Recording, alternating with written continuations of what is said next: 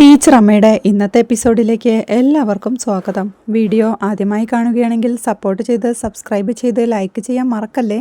താനും മോഹനും മീറ്റ് ചെയ്ത കാര്യം പോറ്റി വിഷ്ണുവിനെ വിളിച്ചറിയിക്കുന്നുണ്ട്.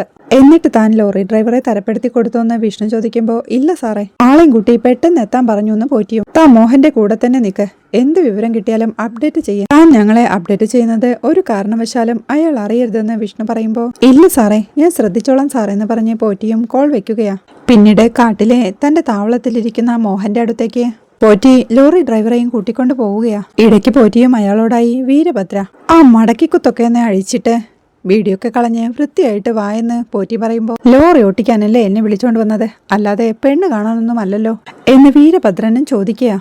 അത് കേൾക്കെ പോറ്റിയും അയ്യോ ഇമാതിരി വർത്തമാനമൊന്നും അങ്ങരുടെ മുന്നിൽ പോയി പറഞ്ഞേക്കല്ലേ എന്ന് പറഞ്ഞ് വീരഭദ്രന്റെ തലയിലെ കെട്ടഴിച്ച് വീഡിയോ ഒക്കെ കളഞ്ഞ് മുണ്ടൊക്കെ അഴിച്ചിട്ട് ഒന്ന് നേരെ വാ എന്ന് പറഞ്ഞു വിളിച്ച് അല്ലേ ഒരു കാര്യം ചെയ്യ്, നീ ഇവിടെ നിൽക്ക്, ഞാൻ ഇപ്പൊ വരാം എന്ന് പറഞ്ഞ് തനിയെ മോഹന്റെ അരികിലേക്ക് ചെല്ലുന്നുണ്ട്.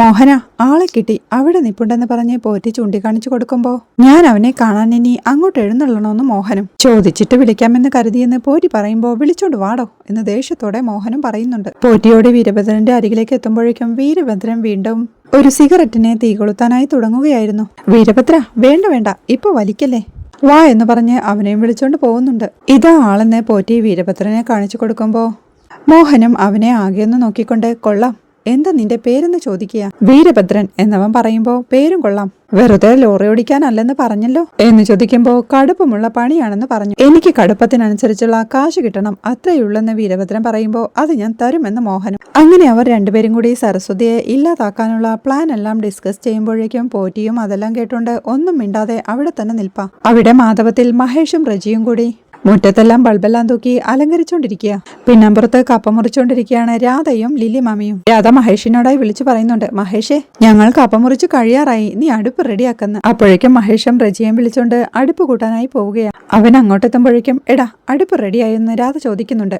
അതൊരു 3 കല്ലിന്റെ കാര്യമല്ലേ ഉള്ളൂ, ഇപ്പൊ റെഡിയാക്കി തരാമെന്ന് മഹേഷും. അടുക്കളയിൽ നിന്ന് പുറത്തോട്ടിറങ്ങി വരികയെന്ന വീണയും ശരിയാക്കി തന്നാ മതി എന്ന് പറയുമ്പോ ഈ നിൽക്കുന്ന റജി ആരാന്നറിയോ, ഈ കാര്യത്തിൽ അവൻ എക്സ്പെർട്ടാ അല്ലേടാ എന്ന് റജിയോടായി ചോദിച്ച് മഹേഷ് അവനെയും കൂട്ടിക്കൊണ്ട് അടുപ്പ് കൂട്ടാനായി പോവുകയാണ്. പിന്നീട് അവർ അടുപ്പ് കൂട്ടി ചരുവത്തിൽ വെച്ചിരിക്കുന്ന കപ്പ എടുത്ത് ആ അടുപ്പിലേക്ക് വെക്കുമ്പോഴേക്കും എടാ ബഹളം വെച്ച് ആ കപ്പ അടുപ്പിലാക്കരുതെന്ന് രാധയും വിളിച്ചു പറയുന്നുണ്ട്. കപ്പ അടുപ്പിലല്ലാതെ പിന്നെ ആകാശത്ത് വെക്കാൻ പറ്റോ എന്ന് ചിരിയോടെ മഹേഷും ചോദിക്കുക. അടുക്കളയിൽ സ്റ്റൗവിൽ പാചകം ചെയ്തുകൊണ്ടിരിക്കുകയാണ് ടീച്ചർ അമ്മ. രേണു അവരുടെ അരികിലേക്ക് വന്ന് അമ്മേ ഞാൻ എന്തെങ്കിലും സഹായം ചെയ്യണോന്ന് ചോദിക്കുമ്പോ ഇവിടെയെല്ലാം ഞാൻ നോക്കിക്കോളാൻ രേണു, മോള് പോയി അവർക്കൊപ്പം നിൽക്കുന്ന അമ്മയും. എനിക്കെന്തോ ഒരു ചമ്മല് തോന്നുന്ന രേണു പറയുമ്പോ നമ്മളെ കൂട്ടത്തിനൊപ്പമാണെങ്കിൽ ഒരു പ്രശ്നവുമില്ല, എല്ലാം രസമായിട്ട് തോന്നും, മാറി നിന്നാ എല്ലാം കുഴപ്പമായിട്ടും തോന്നും. മോൾ അവർക്കൊപ്പം പോയി നിൽക്കെന്ന് പറഞ്ഞ് ടീച്ചർ അമ്മ അവളെ അങ്ങോട്ട് പറഞ്ഞു വിടുന്നുണ്ട്. അവൾ അടുക്കളയിൽ നിന്ന് ഇറങ്ങുമ്പോഴേക്കും ഡൈനിങ് ടേബിളിന് അരികെ നിന്ന് വെള്ളം കുടിക്കായിരുന്ന വലിയ മാമയും അവളെ കണ്ട് രേണു നമ്മുടെ പ്രൊഡ്യൂസറെ കൂടി കൂട്ടാതിരുന്നത് എന്താന്ന് ചോദിക്കുക. അത് നമ്മൾ വീട്ടുകാർ മാത്രമായോണ്ടെന്ന് രേണു പറയുമ്പോ അയ്യോ ഭാർഗവനും നമ്മുടെ വീട്ടുകാരൻ തന്നെയല്ലേ, ഭാർഗവന്റെ മറ്റേ സീരിയൽ ഞങ്ങൾ കാണാറുണ്ടേ, ലില്ലിക്കാണെങ്കിൽ ആ പെണ്ണിനെ ഭയങ്കര ഇഷ്ടമാ, മറ്റേ CBI കാര്യമെന്ന് വല്യമാമ പറയുമ്പോ ഞാൻ അച്ഛനോട് പറയാമെന്ന് പറഞ്ഞ് രേണുവും അവിടുന്ന് പുറത്തേക്ക് പോവുകയാ. അപ്പോഴേക്കും മഹേഷും ലൈറ്റ് എല്ലാം സെറ്റാക്കി റജിയോട് സ്വിച്ച് ഇടാനായി പറയുന്നുണ്ട്. എല്ലാ ബൾബും കത്തുമ്പോഴേക്കും കത്തി കറക്റ്റ്, അപ്പുറത്തെ സൈഡിലെ സ്വിച്ചും കൂടെ നിട്ടേക്കണേ എന്ന് മഹേഷും വിളിച്ചു പറയുന്നുണ്ട്. പിന്നമ്പുറത്ത് കപ്പമുറിയെല്ലാം കഴിഞ്ഞ് അവിടെ ക്ലീൻ ആക്കി കൊണ്ടിരിക്കുക രാധയും വീണയും കൂടി. രേണു അങ്ങോട്ട് ഇറങ്ങി ചെന്ന് രാധേച്ചി പണി എന്തെങ്കിലും ഉണ്ടോന്ന് ചോദിക്കുമ്പോൾ ഇവിടെ കപ്പയുടെ പണിയൊക്കെ കഴിഞ്ഞു, ഇനി ചിക്കന്റെ പണിയാ, അത് അടുക്കളയിലാന്ന് പറഞ്ഞ് രാധ കപ്പയുടെ വേസ്റ്റുമായി പോവാൻ തുടങ്ങുമ്പോഴേക്കും രേണു അവളെ പിടിച്ചു നിർത്തി ചേച്ചി എല്ലാത്തിനും എന്നെ കൂടി കൂട്ടണേ എന്ന് പറയുന്നുണ്ട്. ഇതിൽ കൂട്ടാനൊന്നുമില്ല രേണു, നമ്മൾ അങ്ങ് കൂടിയാ മതി എന്ന് പറഞ്ഞ് രാധ അവിടുന്ന് പോകുമ്പോഴേക്കും അടുപ്പിൽ വെച്ച കപ്പയുടെ മൂടി തുറക്കാനായി ശ്രമിക്കുന്നുണ്ട് രേണു. അടുക്കളയിൽ ക്ലീനിങ്ങിലായിരുന്നു ലില്ലി മാമി. വീണ അങ്ങോട്ട് വന്ന് പാത്രം കൊണ്ടുവച്ച് പോവാൻ തുടങ്ങുന്നേരം മോളെ സന്തോഷിനിപ്പോ എങ്ങനെയുണ്ടെന്ന് ലില്ലി മാമി ചോദിക്കുന്നുണ്ട്. ഇപ്പൊ കുറച്ച് വ്യത്യാസമുണ്ടെന്ന് വീണ പറയുമ്പോ ഞാൻ അച്ഛനോട് പറഞ്ഞു വേറെ പെൺപിള്ളേർ ആരും ഇങ്ങനെ ചെയ്യില്ലെന്ന്, വലിയ കാര്യം മോളെ, ഇന്നോ നാളെയോ അറിയാത്ത മനുഷ്യര് തമ്മില് എന്തിനാ സത്യത്തിൽ ദേഷ്യവും വാശിയും ഒക്കെ അല്ലേ എന്ന് ലില്ലിമാമി ചോദിക്കുമ്പോ സത്യമാ ലില്ലിമാമി, പക്ഷേ എത്ര പേരിങ്ങനെ ചിന്തിക്കുമെന്ന് വീണയും ചോദിക്കുന്നുണ്ട്. അതും ഉള്ളതാണെന്ന് ലില്ലിമാമി പറയുമ്പോഴേക്കും വീണയും പുറത്തോട്ടിറങ്ങി പോവുകയാ. പിന്നീട് രാധയും വീണയും രേണുവുമെല്ലാം ഡൈനിങ് ടേബിളിലിരുന്ന് സവാള അരിഞ്ഞോണ്ടിരിക്കുക. അവർ കൊച്ചു വർത്തമാനമൊക്കെ പറഞ്ഞ് ചിരിച്ചോണ്ട് സവാള അരിഞ്ഞോണ്ടിരിക്കുമ്പോഴാണ് മഹേഷ് അങ്ങോട്ട് വന്ന് എന്റെ പൊന്നു മക്കളെ ഇതങ്ങോട്ട് ചിക്കൻ കറിയിൽ ഇടാനുള്ളതല്ലേ എന്ന് ചോദിക്കുന്നത്. അത് കേൾക്കെ രാധയും എഴുന്നേറ്റ് ഇന്നാ പിടിക്കേ അരിഞ്ഞോ എന്ന് പറഞ്ഞ് കത്തി അവനെ കാണിക്കുമ്പോഴേക്കും ഓ അത് അരിയെന്ന് പറഞ്ഞ മഹേഷ് അരിഞ്ഞു വെച്ച സവാളയുമായി പോവുകയാ. മഹേഷ് ഏട്ടനെ ചുമ്മാ ഷോയാണെന്ന് രേണു പറയുമ്പോഴേക്കും അങ്ങോട്ട് വരുന്ന റജിയും പുറത്തെ ലൈറ്റും പരിപാടികളും ഒക്കെ ആയിട്ടുണ്ട്, ഇതും കൂടി പെട്ടെന്നായാൽ മതി എന്ന് പറഞ്ഞു പോകുമ്പോഴേക്കും പെട്ടെന്നാക്കാമെന്ന് രേണുവും പറയുന്നുണ്ട്. ആ കാഴ്ച കണ്ടുകൊണ്ട് ടീച്ചറമ്മയും പുറകെ തന്നെ മഹേഷും റജിയും വീണ്ടും അങ്ങോട്ട് വരികയാ. അതേ ഇപ്പോഴാ ഇതൊരു ലോഡ്ജ് അല്ലാതായത് വീടായതെന്ന് അമ്മ പറയുമ്പോ ഡാ മഹേഷേ കപ്പ എന്തായി എന്ന് രാധ മഹേഷിനോടായി ചോദിക്കുക. അയ്യോ കപ്പാന്ന് പറഞ്ഞ് മഹേഷും പുറകെ റജിയും പിന്നമ്പുറത്തേക്ക് ഓടുകയാണ്. പോകുന്നതിനിടയിൽ അവൻ റജിയോടായി പറയുന്നുണ്ട്, എടാ റജി ഈ കപ്പയുടെ കൂടെ പന്നി കിട്ടണം എന്ന് പറയുമ്പോൾ അതിനേക്കാൾ നല്ലത് ബീഫാണെന്ന് റജിയും പറയുകയാണ്. അവർ ചെന്ന് കപ്പയുടെ മൂടി തുറന്ന് നോക്കുമ്പോഴേക്കും വേവ് നോക്കാനായി ഒരു കഷ്ണം എടുത്ത മഹേഷ് റജിക്ക് കൊടുക്കുന്നുണ്ട്. അവനത് വായിലിട്ട് ചവച്ചുകൊണ്ട് കുറച്ചുകൂടി വേവാനുണ്ടെന്ന് പറയുമ്പോൾ കുഴഞ്ഞു പോകുമെന്ന് മഹേഷും പറയുന്നുണ്ട്. അപ്പച്ചൻ അറിയാം ഇതിന്റെ കറക്റ്റ് വിവരമെന്ന് പറഞ്ഞ റജി അപ്പച്ചനെ അങ്ങോട്ട് വിളിക്കുക. എന്നടാ കാര്യമെന്ന് ചോദിച്ച് അപ്പച്ചൻ അങ്ങോട്ട് വരുമ്പോഴേക്കും അപ്പച്ച ഇതിന്റെ പരുവം ഒന്ന് നോക്കിക്കേന്ന് റജി. രണ്ട് മുതുക്ക് കാളകളായി കപ്പയുടെ പരുവം നോക്കാൻ അറിയില്ല എന്ന് വല്യമാമ കളിയാക്കുമ്പോ അല്ല വല്യമാമ പരുവം അറിയാം, പക്ഷേ വിദഗ്ധമായിട്ടുള്ള ഒരു അഭിപ്രായം എന്ന് മഹേഷ് പറയുമ്പോഴേക്കും ഇനിയും കിടന്നുരുളണ്ട എന്ന് പറഞ്ഞ് വല്യമാമയും ഒരു കഷ്ണമെടുത്ത് വായിലിട്ട് ചവച്ചു നോക്കിക്കൊണ്ട് വെന്തടാ ഇനി ഇതെടുത്ത് ഇറക്കി വെക്കാം, ഇത് പെട്ടെന്ന് കുഴഞ്ഞു പോകുന്ന ഇനമാണെന്ന് പറയുമ്പോഴേക്കും റജിയും മഹേഷും കൂടി ആ കപ്പ പാത്രം അടുപ്പിൽ നിന്ന് ഇറക്കി വെക്കുക.